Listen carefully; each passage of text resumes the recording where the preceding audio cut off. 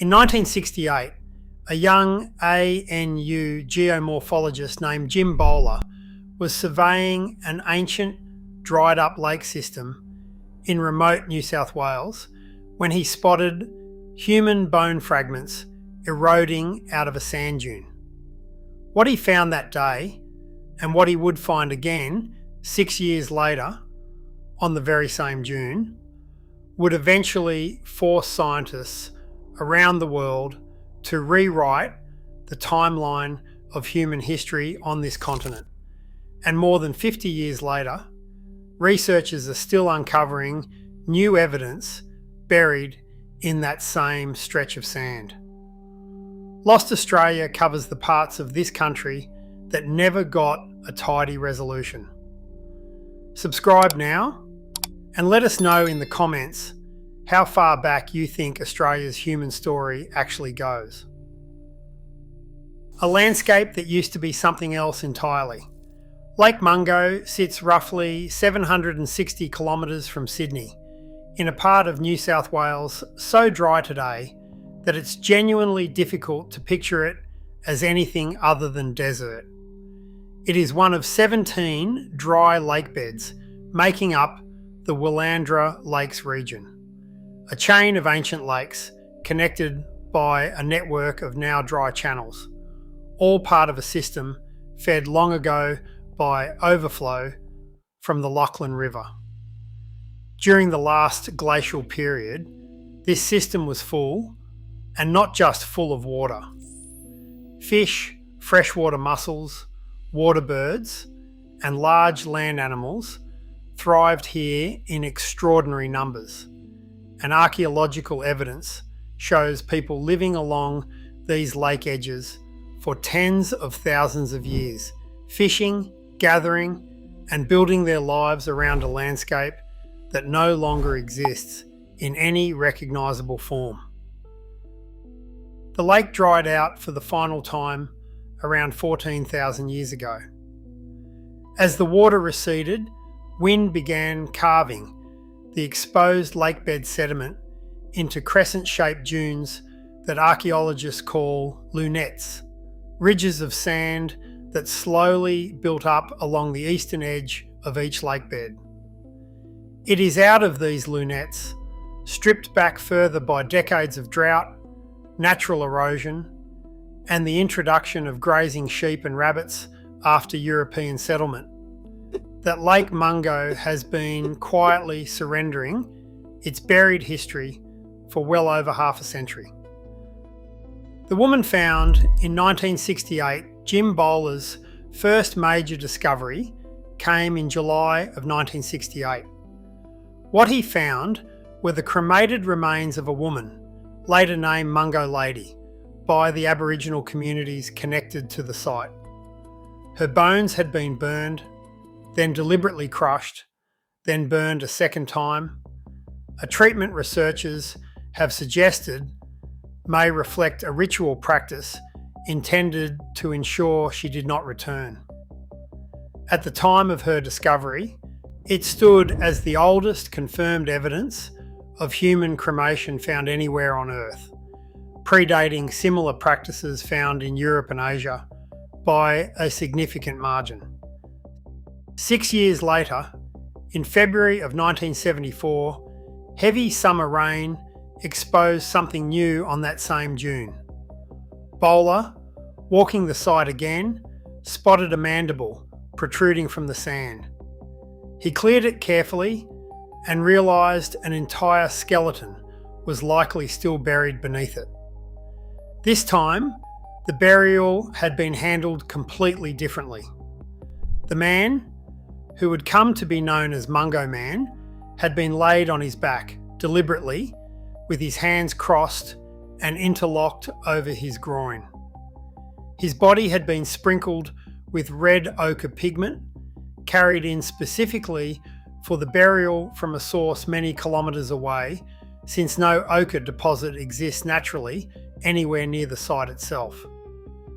It remains among the earliest known examples of a deliberate ceremonial human burial documented anywhere in the world.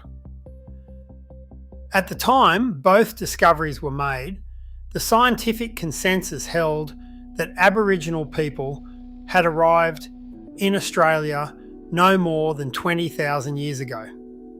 Mungo Lady and Mungo Man did not fit that timeline. They broke it completely, and the argument over exactly how badly it needed breaking would run for the next 3 decades.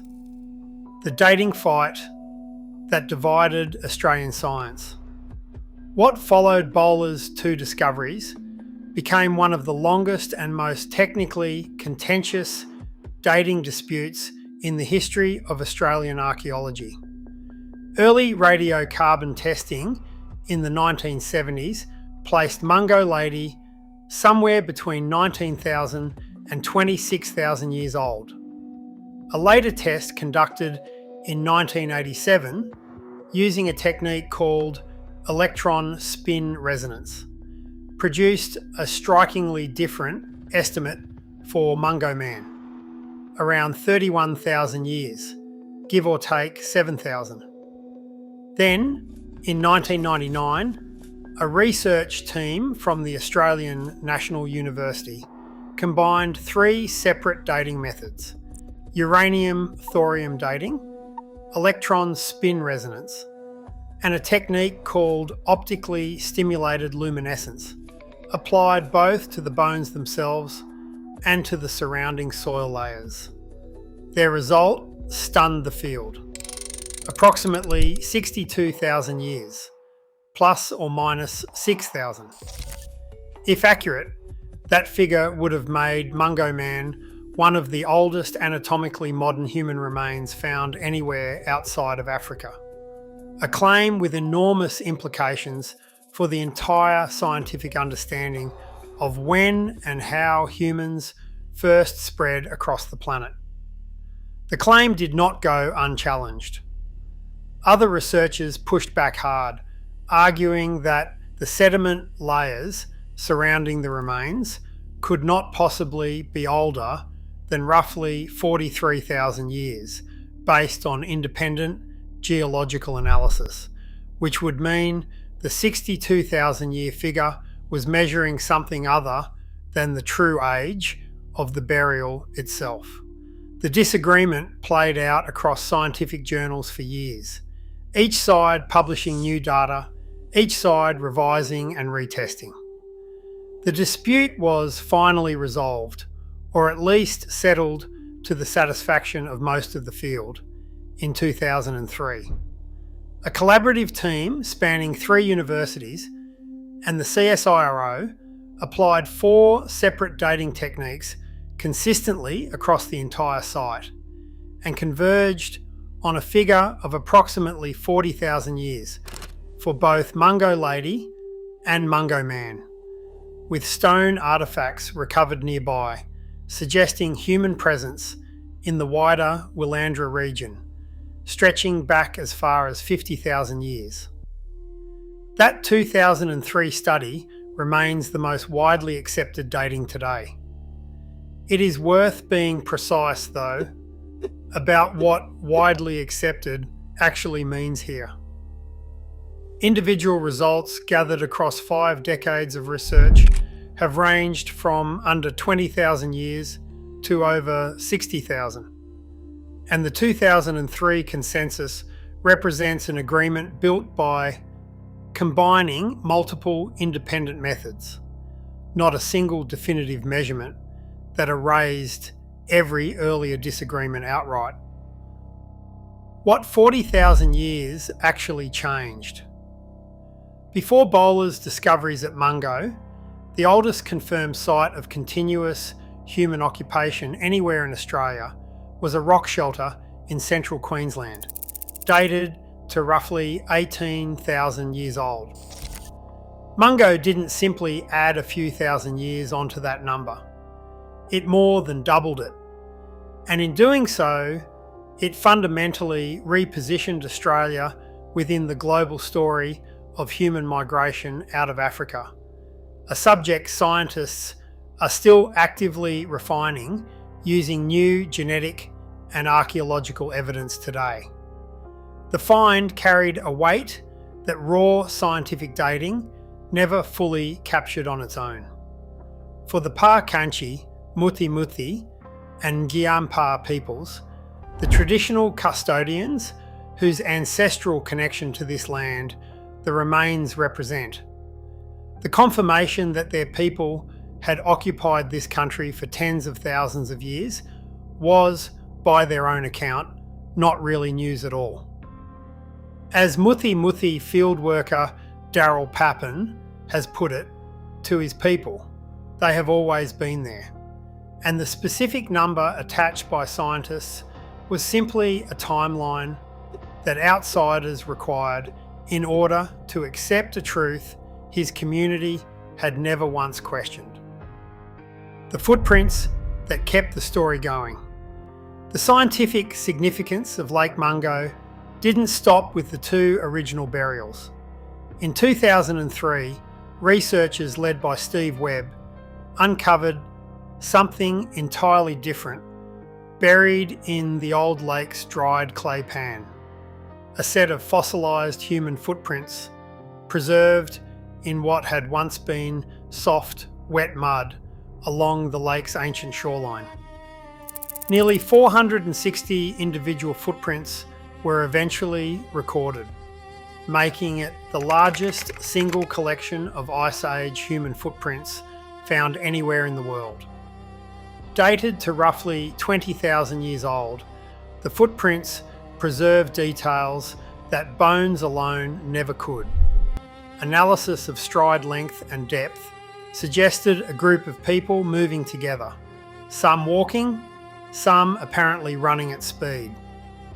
One especially striking trackway appears to show a man moving rapidly on one leg, hopping, consistent with an injury or missing limb, captured mid-motion in mud that then hardened and sat undisturbed for 20,000 years until a research team happened to walk across the right patch of ground at the right time. Why this landscape keeps producing new discoveries. The reason Lake Mungo and the wider Willandra system keep yielding new material comes down to the same erosion process that first exposed Mungo Lady back in 1968. The lunette dunes ringing each dry lake bed are still actively eroding today, wind and occasional heavy rain continuing to strip away sediment layers and expose whatever has been sitting buried beneath them for tens of thousands of years. It is, in a very real sense, an ongoing excavation that nature itself is still conducting, without any research team needing to dig a single trench. The Willandra Lakes region was added to the UNESCO World Heritage List in 1981, one of the earliest Australian sites to receive that recognition, specifically because of its exceptional value, both to the study of human evolution and to the reconstruction of past climate and environmental change. The broader system contains 17 individual dry lake beds, and while Lake Mungo itself has received the overwhelming majority of scientific attention, several of the other lakes in the chain remain comparatively undersurveyed, meaning archaeologists consider it likely that further significant finds are still waiting somewhere in the surrounding lunette systems. Repatriation and what comes next. Mungo Lady was formally returned to the custody of traditional owners in 1992, following sustained advocacy from the local Aboriginal community. Mungo Man's repatriation took considerably longer, finally completed in 2017 after decades of negotiation. And in May of 2022, both individuals were reburied on country in a ceremony led by representatives of the Paarkantji, Muthi Muthi and Ngiyampaa peoples, closing one chapter of a story that had run for more than half a century. The physical landscape, though, is far from finished telling its story. The 33-kilometre stretch of exposed lunette surrounding just the Mungo lake bed alone remains only partially surveyed, and researchers continue to monitor the dunes for newly exposed material as erosion progresses year after year. What Jim Bowler exposed with a single walk across a rain-soaked dune in 1974 turned out to be the visible edge of something far larger than either he or the scientific establishment of the time was prepared for. After 50 years of dating disputes, competing techniques, and new discoveries still surfacing from the same stretch of sand, nobody working on this site would claim the ground itself has finished revealing what it's been holding on to.